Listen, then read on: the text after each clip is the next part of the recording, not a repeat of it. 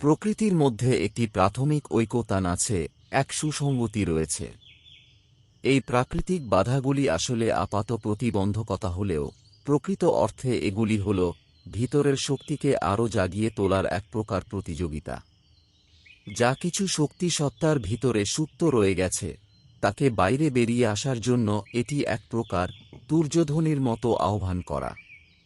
সুতরাং প্রকৃত অর্থে হয়তো সেখানে কোনো বাধাই নেই। আমরা একটি বীজ মাটিতে রোপণ করি।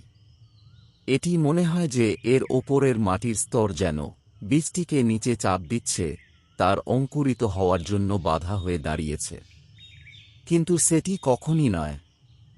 যদি সেই মাটির স্তর তার ওপর না থাকে, তবে সে কখনই অঙ্কুরিত হতে পারবে না।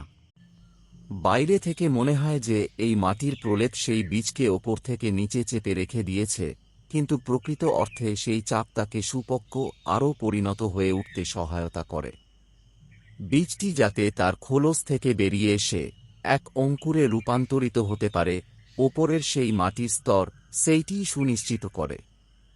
অথচ বাইরে থেকে মনে হয় যে এই মৃত্তিকাই বীজটির বিকাশে বাধাস্বরূপ, কিন্তু প্রকৃতপক্ষে এই মাটি বীজের বন্ধুস্বরূপ, এটি বীজ থেকে গাছের ক্রমবিকাশের সহায়ক মাত্র।